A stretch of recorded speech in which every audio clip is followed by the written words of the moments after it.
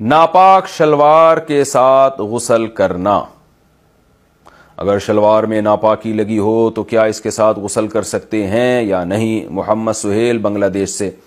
جی غسل کر سکتے ہیں. اگر پورے جسم پہ پانی بہا دیا تو غسل تو ہو جائے گا، لیکن اس ناپاک شلوار پہ جب پانی لگے گا تو وہ ناپاکی تو پوری جسم پہ پھیل جائے گی، تو فرض غسل تو ادا ہو جائے گا لیکن جسم ناپاک ہو جائے گا.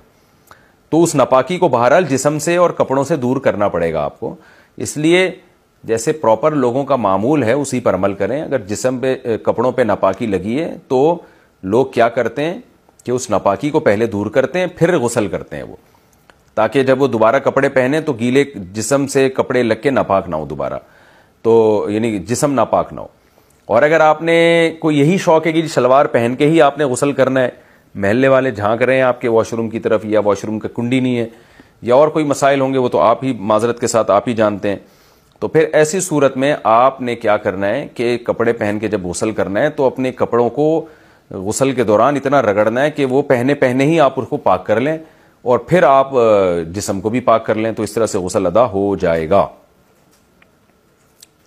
خواب میں اگر گناہ کیا تو کیا اس کا گناہ ملے گا؟ اگر خواب میں برائی دیکھی تو کیا گناہ ہوگا یا نہیں؟ جبکہ خواب تو غیر اختیاری ہوتا ہے. محمد سہیل بنگلہ دیش سے. محمد سہیل بھائی بنگلہ دیش میں کیسی کیسی چیزیں آ رہی ہیں مارکیٹ میں. خواب میں کیسے گناہ ملے گا؟ خواب اپنے اختیار سے تھوڑی دیکھتا ہے انسان. اگر گناہ تو انسان کو ان چیزوں پہ ملتا ہے جو اپنے اختیار سے کر رہا ہے. اگر خواب میں آپ کا اختیار ہوتا تو آپ روزانہ خواب میں 4 شادیاں کر رہے ہوتے. خود سوچیں آپ، روزانہ خواب میں آپ امریکہ گھوم رہے ہوتے، آپ بتا کے جا رہے ہوتے بھائی میں ذرا امریکہ سے ہو کے آیا، پھر ہو کے کیا آیا وہیں رہ گیا میں. تو خواب میں اگر اپنے اختیار ہوتا نا تو پھر تو کسی کو کبھی ڈراؤنا خواب نہ آتا. خواب غیر اختیاری چیز ہے. خواب میں کوئی کلمہ کفر بول دے تو کافر نہیں ہوتا، کوئی اپنے نام کا کلمہ پڑھا دے خواب میں تو کافر نہیں ہوتا، کوئی خواب میں زنا کر لے تو زانی نہیں کہلاتا، کوئی سزا اس پہ جاری نہیں ہوتی. تو اس لیے خوابوں کی دنیا سے نکل کے جاگتی حالت میں آپ کیا کر رہے ہیں اس کو فوکس کریں. اور جب آپ جاگتی حالت کو درست کر لیں گے تو انشاءاللہ خواب بھی اچھے آنا شروع ہو جائیں گے آپ کو. تو یہ ضرور ہے کہ جاگتی حالت کا خواب پہ اثر پڑتا ہے، لیکن خواب میں گناہ کرنے سے کوئی گناہ نہیں ملتا کیونکہ اختیار میں نہیں. کیا جیون ساتھی پہلے سے لکھ دیا گیا ہے؟ ایک حدیث کا مفہوم ہے کہ اللہ تعالیٰ انسان کی 5 چیزیں لکھ کر فارغ ہو چکے ہیں، تو وہ جو چیزیں ہیں وہ تو ہو کر ہی رہیں گی. ہمارا جو نکاح ہوتا ہے کیا وہ بھی ہمارے مقدر میں لکھا ہوا ہوتا ہے یا اسے ہم ڈھونڈتے ہیں یا خود ڈھونڈتے ہیں؟ محمد شعیب انڈیا سے. دیکھیں صرف نکاح نہیں لکھا ہوا، سب کچھ لکھا ہوا ہوتا ہے.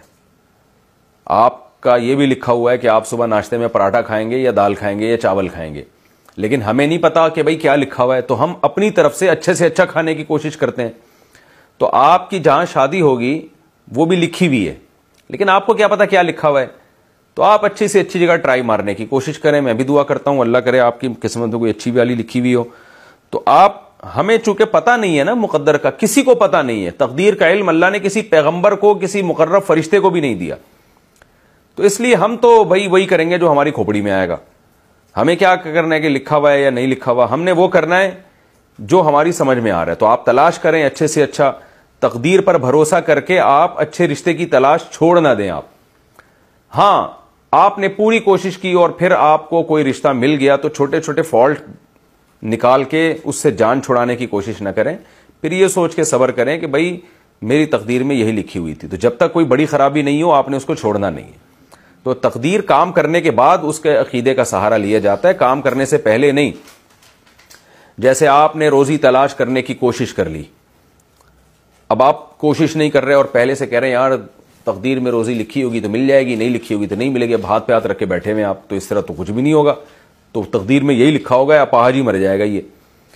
تو آپ کوشش کرتے ہیں، رزق مل گیا تو اللہ کا شکر ادا کریں، نہیں ملا تو آپ یہ کہیں کہ بھائی اب جب نہیں ملا تو نہ ملنے کے بعد آپ کو یہ پتا چل گیا، ماضی کا پتا چل جاتا ہے انسان کو کہ بھائی بعد میں پتا چل گیا کہ میری تقدیر میں تھی نا، رزق کی وسعت تھی نہیں میری تقدیر میں، تو پھر یہ سوچ کے آپ کو صبر کرنا پڑے گا.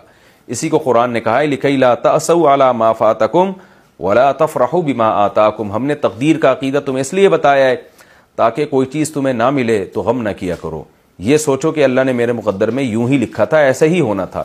اور کوئی چیز مل جائے تو اترایا نہ کرو، شیخیاں نہ بھگارنا شروع کر دیا کرو، بلکہ یہ بولو کہ اللہ نے چونکہ لکھی ہوئی تھی تو اللہ کی دین کی وجہ سے مجھے یہ چیز ملی ہے۔ تو اس لیے تقدیر کا عقیدہ ہمیں بتایا ہے، شریعت نے اس لیے نہیں بتایا کہ ہم ہاتھ پہ ہاتھ رکھ کے بیٹھ جائیں۔